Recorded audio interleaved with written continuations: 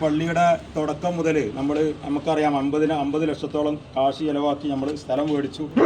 ഉടൻ തന്നെ നമ്മൾ പള്ളിപ്പണി ആരംഭിക്കാൻ കാശില്ലാത്തത് കൊണ്ട് കമ്മിറ്റി തന്നെ ഒരു 10-12 ലക്ഷം കടം തരാമെന്ന് പറഞ്ഞു. അങ്ങനെ ആ കടം കൊണ്ട് തുടങ്ങി ഇന്ന് ഏകദേശം 30-35 ലക്ഷത്തിൽ എത്തി നിൽക്കുകയാണ്. അപ്പോൾ ആ പൈസ കൊണ്ട് നമ്മൾ തുടങ്ങി. അൽഹംദുലില്ലാ നല്ലവരായ മുഅ്മിനീങ്ങളുടെ മനസ്സിൻ്റെ നല്ല ശുദ്ധിയുള്ള മനസ്സോടുകൂടെ നമുക്ക് തന്ന ഈ സംഭാവനയുടെ ബർക്കത്ത് കൊണ്ട് ഈ നിലയിലെത്താൻ നമ്മൾ പ്രതീക്ഷിച്ചതിലും അപ്പുറം അള്ളാഹു സുബ്ഹാനഹു വ തആല നമ്മളെ കൂടെ നിന്ന് നമ്മളെ വിജയിപ്പിച്ചു കൊണ്ടിരിക്കുന്നുണ്ട്. അള്ളാഹു സ്വീകരിക്കുമാറാവട്ടെ. ഇപ്പോൾ നമ്മൾ ഈ വെക്കുന്ന കട്ടില വെച്ചുകൊണ്ടിരിക്കുന്നത് ഇത് യഥാർത്ഥത്തിൽ നമുക്ക് വലിയ ഒരു സംഭാവനയാണ്. 90,000 രൂപ ചെലവഴിച്ചുകൊണ്ടുള്ള ഒരു കട്ടിലാണ്. കുറച്ചും കൂടെ പണി തുമ്പ് വരാനുണ്ട് ഇൻഷാ അല്ലാ.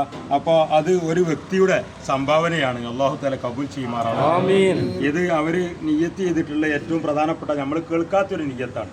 അദ്ദേഹം പറഞ്ഞത് എൻ്റെ കുടുംബത്തിന് മാത്രമല്ല ഈ പ്രദേശത്ത് മരണപ്പെട്ടവരും ജീവിച്ചിരിക്കുന്നവരുമായ പള്ളിയിൽ എന്തെങ്കിലും കൊടുക്കണമെന്ന് ആഗ്രഹമുണ്ട്, പക്ഷെ അവരുടെ കയ്യിലൊന്നും കൊടുക്കാനില്ല. പക്ഷെ അവരെയൊക്കെ ലക്ഷ്യം വെച്ചുകൊണ്ടാണ് ഞാൻ ഈ തരുന്നത് എന്നാണ് അദ്ദേഹം പറഞ്ഞുള്ളത്.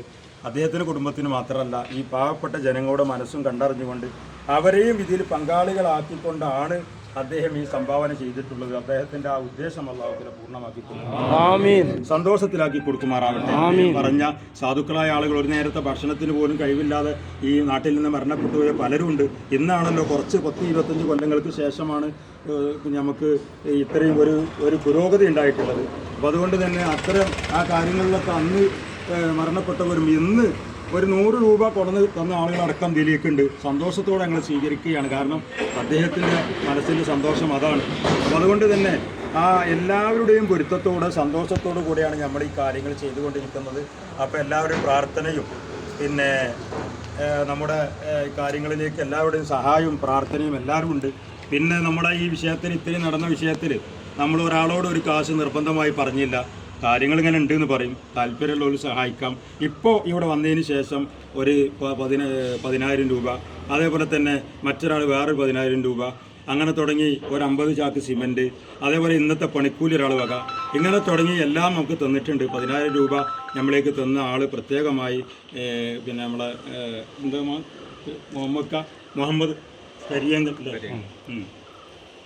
കരിമ്പേലുള്ളതാണ് അദ്ദേഹത്തിന് മാനിക്കാട് മകനല്ലേ തന്നുള്ളത്. അപ്പോൾ അദ്ദേഹം പ്രത്യേകമായി ദുആ ചെയ്യാൻ പറഞ്ഞിട്ടുണ്ട്. അങ്ങനെ പല ഇടങ്ങളിൽ നിന്നും അള്ളാഹു നമ്മളെ സഹായിച്ചു കൊണ്ടിരിക്കുന്നത്. അവരുടെ ഉദ്ദേശങ്ങൾ അള്ളാഹു തആല പൂർണ്ണമാക്കി കൊടുക്കണം. മരണപ്പെട്ട പിതാവിന്റെ ഹദ്റത്തിലേക്ക് അതിന്റെ സവാബ് അള്ളാഹു തആല എത്തിച്ചു കൊടുക്കുമാറാണ്. അദ്ദേഹം അവരുടെ ജോലികളിലെല്ലാം അള്ളാഹു തആല വലിയ ബർക്കത്ത് പ്രദാനം ചെയ്യുമാറാണ്. അതോടൊപ്പം തന്നെ മറ്റ് നമ്മളെ പിന്നെ പോസ്റ്റ് ഓഫീസ് ആചാര്യക്ക ഇപ്പോൾ നമ്മളെ പല സമയത്തും നമുക്ക് കാശ് തന്നിട്ടുണ്ട്. ഇപ്പോഴും കുറച്ച് കാശുമായിട്ടാണ് വന്നിട്ടുള്ളത്. അള്ളാഹു സുബ്ഹാനഹു തആല കബൂൽ ചെയ്യുമാറാവട്ടെ. സന്തോഷത്തോടെ അള്ളാഹു സ്വീകരിക്കുമാറാവട്ടെ. മനപ്പൊരുത്തത്തോടു കൂടെ നമ്മൾ ആവശ്യപ്പെട്ടിട്ടില്ല. അതേപോലെ നമ്മൾ ക്ഷണിക്കാൻ ചെന്ന പലരും ചില ആളുകളൊക്കെ നമ്മൾ ചോദിക്കാതെ സംഭാവന ഇങ്ങോട്ട് തന്നുകൊണ്ടിരിക്കുകയാണ്. അപ്പോൾ അതാണ് നമ്മുടെ ഏറ്റവും വലിയ വിജയം. ഇതിൻ്റെ കാരണം നമ്മുടെ ലക്ഷ്യം മസ്ജിദുൻ ഉസ്സിസ അല തഖ്വ, തഖ്വയുടെ മേലുള്ളൊരു പള്ളി ഉണ്ടാക്കുക. വളരെ റാഹത്തോടുകൂടെ ഈ റോഡ് വികസിച്ചുകൊണ്ടിരിക്കുന്നു, അങ്ങാടി വികസിച്ചുകൊണ്ടിരിക്കുന്നു. അപ്പോൾ ഈ യാത്രക്കാർക്കൊക്കെ വണ്ടി പാർക്ക് ചെയ്തുകൊണ്ട് നിസ്കരിക്കാനുള്ളൊരു സൗകര്യം ഇവിടെ ഉണ്ടാക്കുക എന്നുള്ളത് ഒരു അത്യാവശ്യ സംഗതി ആയതുകൊണ്ട് തന്നെയാണ് ഈ പരിപാടി ഇങ്ങനെ നടന്നുകൊണ്ടിരിക്കുന്നത്.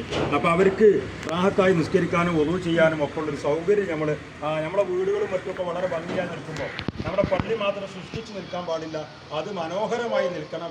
ഈ ബുയൂത്തിൻ അതിനല്ലാഹു അൻഹു അള്ളാഹു സമ്മതം തന്നിരിക്കുകയാണ് പള്ളി ഉയർന്നു നിൽക്കാൻ.